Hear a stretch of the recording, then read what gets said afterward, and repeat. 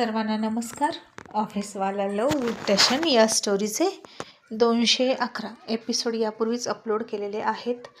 कृपया ते सगळे एपिसोड ऐकण्यासाठी आपल्या चॅनलला भेट द्यावी. आता अर्जुन सरांनी नैना आणि तिच्या सासूचं हवा पाणी बंद केलं आणि ज्यांना मारायला गोळीची गरज नाही त्यांच्यासाठी हाच उपाय योग्य. आणि जे हवा पाणी बंद करून मरतात त्यांना गोळीची काय गरज नाही का. आणि मग ते घरी आले आणि ही होती शिक्षा त्या गुन्ह्याची, त्या दोघींच्या, जी त्यांनी अर्जुन सरांना घरात न घेऊन केली. त्यांनी चक्क अर्जुन सरांना घराच्या बाहेर उभा केलं, त्यांच्याकडे लक्ष दिलं नाही. आणि आता या गोष्टीचे परिणाम त्यांना किती दिवस भोगावे लागणार होते, गॉड नोज. मग ऑफिस सुटलं. जितेंद्र संग्राम अजूनही का घरी आले नाहीत याची वाट त्यांची मम्मी बघत होती. आणि नैना म्हणाली, ओ माय गॉड मम्मी, मी घरात येऊ की नको? अहो किती गरम होतंय घरात, त्यापेक्षा ना मी बाहेरच बसते झाडाखाली. आणि मम्मी माझ्यासाठी कोल्ड्रिंक द्या. आणि आता कोल्ड्रिंक आणून दिली मम्मीनं पळत पळत फ्रीजमधून. तर ती सुद्धा कोमट होती, अजिबात थंड नव्हती. आणि नैना म्हणाली, अहो मम्मी किती कोमट आहे हे, तुम्ही काही कोल्ड्रिंक गॅसवर ठेवून आणलीत का? संग्रामची मम्मी घाम पुसत म्हणाली, नैना बेटा, अगं किती गरमी आहे आणि लाईट नाही, तुला माहीत आहे ना. आता जर घरात लाईट नसेल तर फ्रीज कुठून सुरू राहणार? आणि नयना म्हणाली, ओ माय गॉड, मी काय करू? ओके मम्मी, माझ्यासाठी कॉफी तरी करा, पण ब्लॅक कॉफी करा.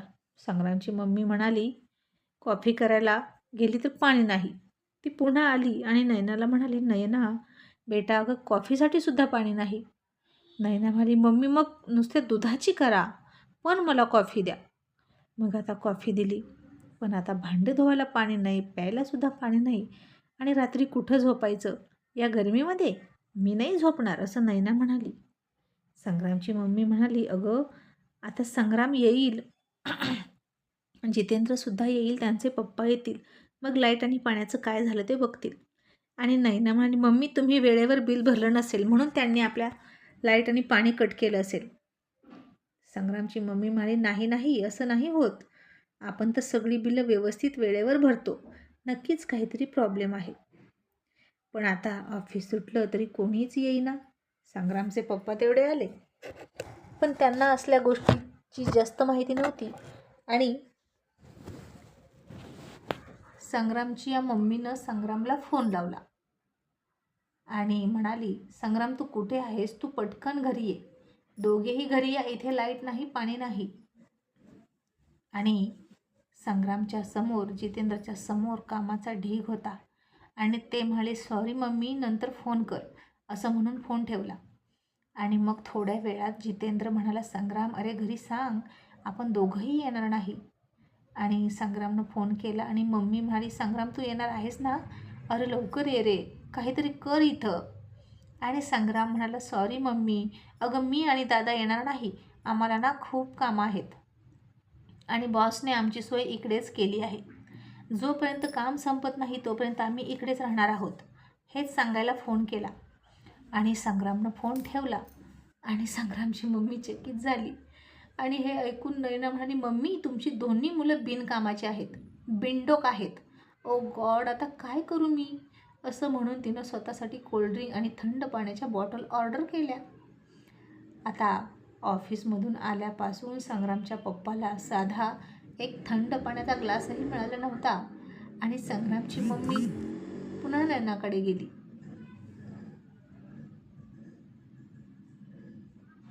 आणि लाचारासारखं म्हणाली, नैना बेटा, एक पाण्याची बॉटल देतेस का पप्पांसाठी?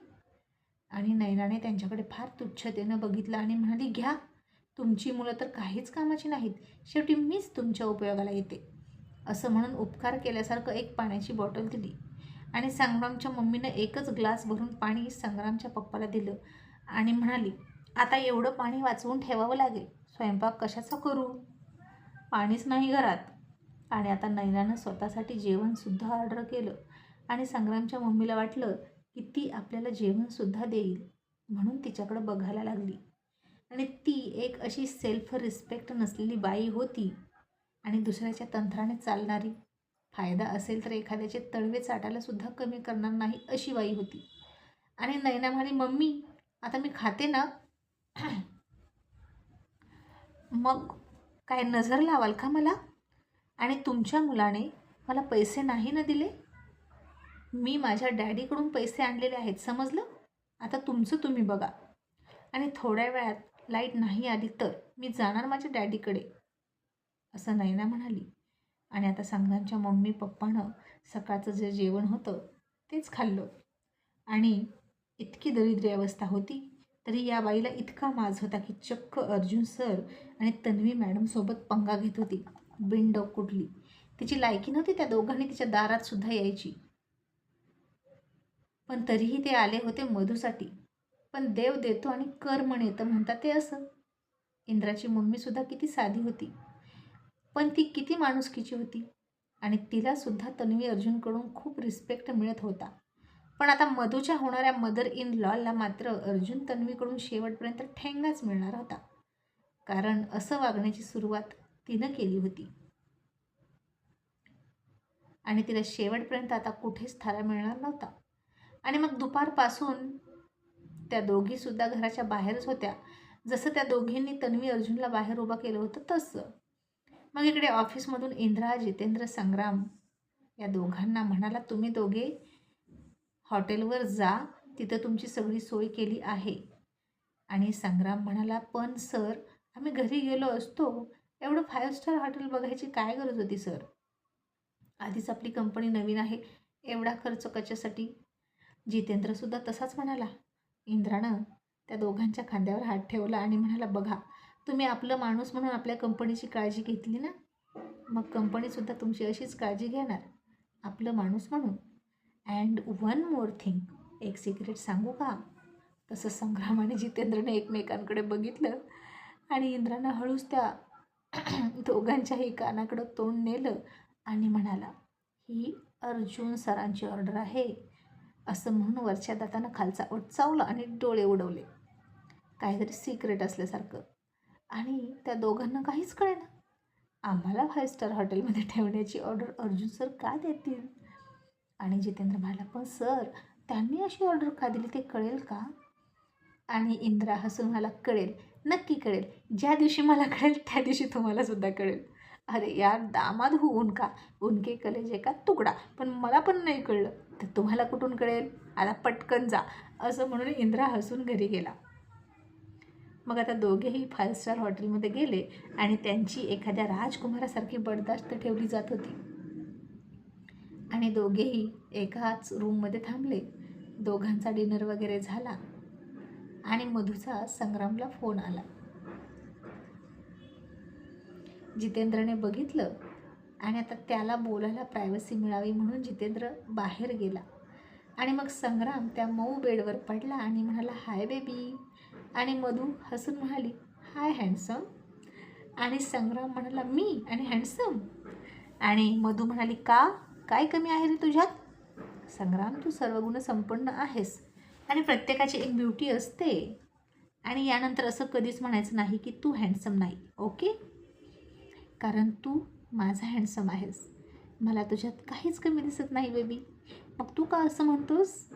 आणि संग्राम हसला आणि म्हणाला, खरं सांगू मधू, लहानपणापासून मला सगळ्यांनी डावललं माझ्या रंगामुळे. आणि मधू खूप वाईट वाटायचं.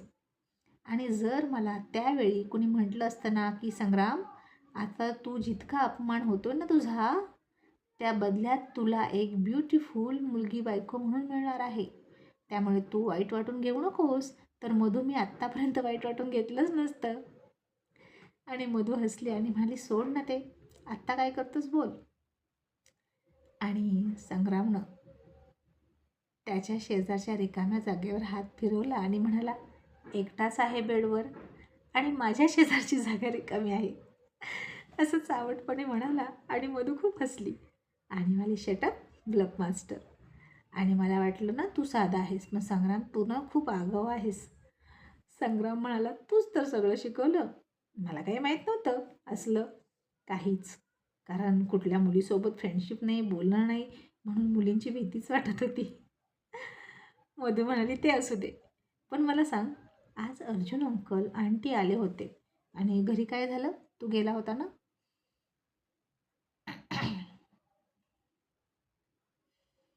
आणि संग्राम निराश होऊन म्हणाला, काय होणार मधू? वहिनी आणि मम्मीनं त्या दोघांचा अपमानच केला. मी जाईपर्यंत ते दोघे बाहेर उभा होते आणि मला ना खूप वाईट वाटलं त्याबद्दल.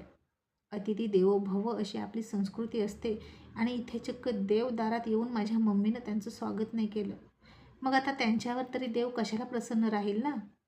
पण मी काय करू गं? मधू तुला सांगू, सगळी चूक ना माझ्या वहिनीची नाही. नाही म्हणजे ती गर्विष्ठ आहेच, पण माझी मम्मी खूप दोषी आहे यामध्ये. मधू, आता इंद्रा सर म्हणालेत की कंपनी प्रोग्रेस करते आणि आमची सॅलरी वाढणार आहे. मग आपण तिथं नाहीच राहायचं. त्या दोघी खूप विचित्र आहेत. मी तुला तिथं नाही ठेवणार. आणि मधू हसली. आणि मग थोड्या इकडच्या तिकडच्या गप्पा झाल्या, शॉपिंगविषयी चर्चा झाली आणि मग फोन ठेवण्याची वेळ आली. आणि फोन ठेवताना गुड नाईट म्हणायच्या आधी संग्राम म्हणाला, Madhu give me a one kiss. आता मधू काहीच बोले ना. संग्राम पुन्हा म्हणाला, मधू मी डोळे झाकून बसलोय, गिव मी अ वन किस.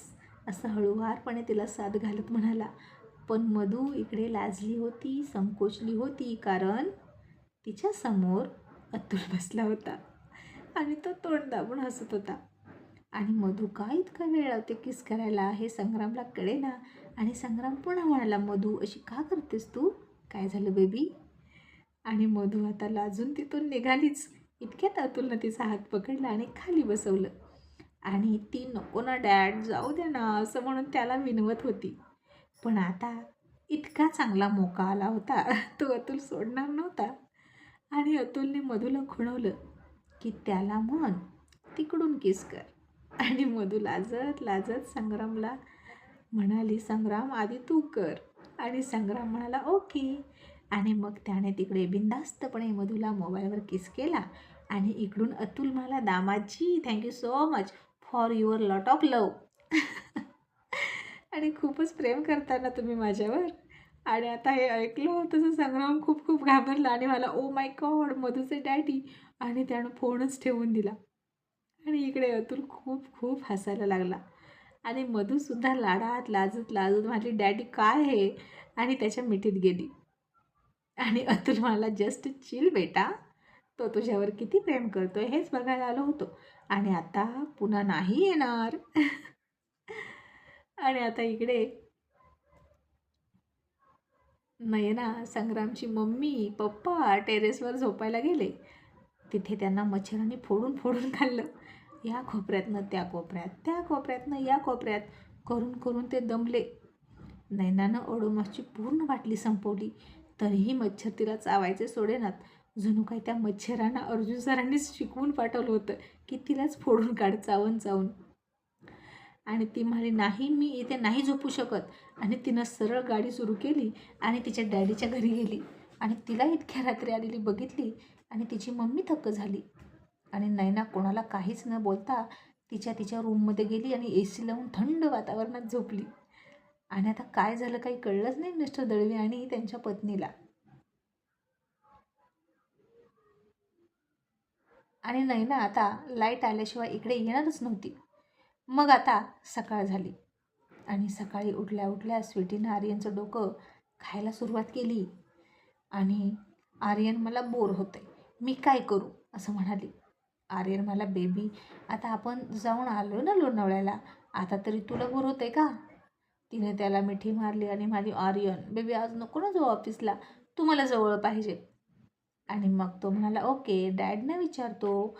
आणि स्वीटी म्हणाली, नाही त्यांना नको विचारू, मला याच गोष्टीनं बोर झाले, सतत याला विचारतो त्याला विचारतो, कोणालाच नको विचारू, असाच थांब. आर्यनने तिच्याकडं बघितलं आणि म्हणाला, डार्लिंग तुला मला मारायचं आहे का? आज काय झालं तुला? चक्क तू डॅडना विचारायचं नाही म्हणतेस, त्यांचा रिस्पेक्ट करायला नको का? आणि ती म्हणाली, आर्यन ते डॅड आहेत ना, माझे मामा आहेत, मग त्यांना तसंच वागवायचं, बॉससारखं नको ना करू घरी तरी. आणि मला कशाचं तरी बोर होतं आहे, मी काय करू? इतक्यात तन्वी आली आणि म्हणाली, काय झालं? आणि आर्यन म्हणाला, मॉम मला ना ह्याचं काही कळतच नाही, आता हिला अचानकच बोर होतं आहे, मी काय करू सांग? तन्वी म्हणाली, आर्यन ओरडू नकोस, असं होतं. आणि आजपर्यंत जी गोष्ट आवडायला लागते ती आवडत नाही, जी आवडत नाही ती आवडायला लागते, समजलं? आणि आर्यन मुंडी हलवत म्हणाला, तुम्ही लेडीज आणि तुमची प्रेग्नन्सीची फिलॉसॉफी दोनो आपकोही मुबारक. तसंच स्वीटीनं उशी घेतली आणि त्याच्या अंगावर फेकली आणि म्हणाली, तू गप्प बस, तू मध्ये मध्ये बोलू नकोस, तू इथून जा. आणि आर्यन पुन्हा हसला आणि मला, oh my God, he pregnancy आहे का मिरगीचा झटका? आता म्हणाली की आर्यन बेबी माझ्याजवळ थांब, ऑफिसला जाऊ नको. आणि आता म्हणते जा. आणि आता आर्यन खूप हसत होता आणि तो हसतो याचा पण स्वीटीला राग आला.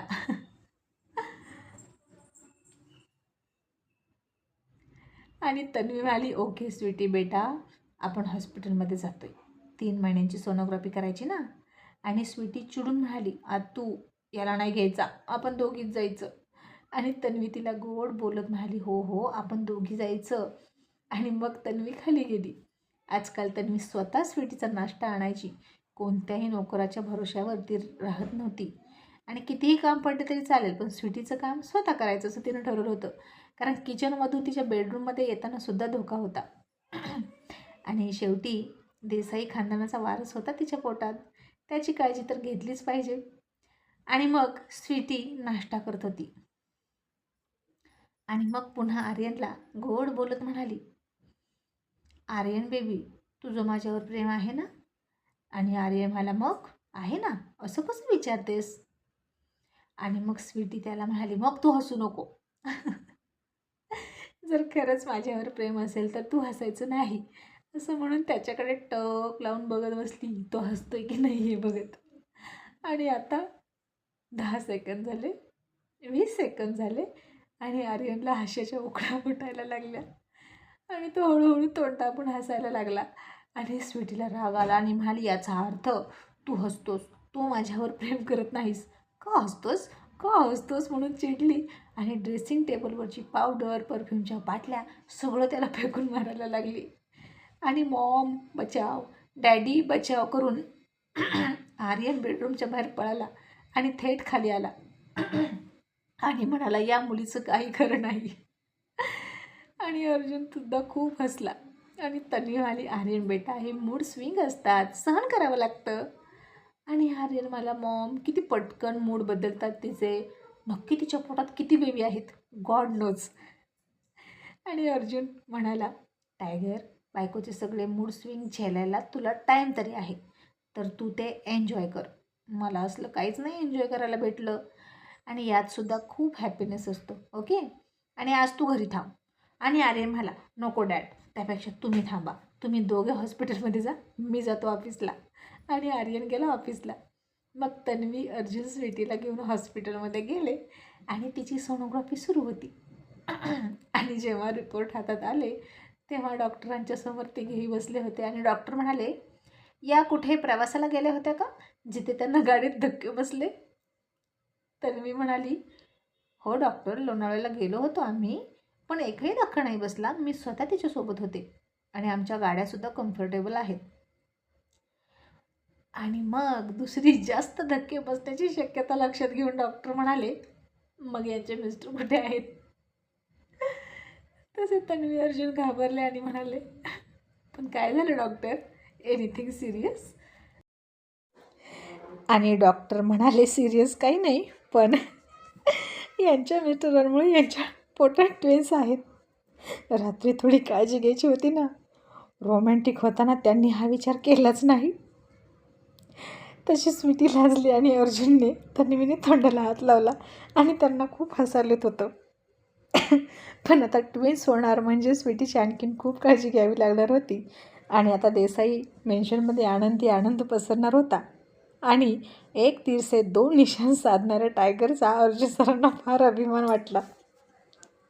आणि घरी आल्यानंतर आता चांगलीच त्याची क्लास होणार होती. Thank you so much.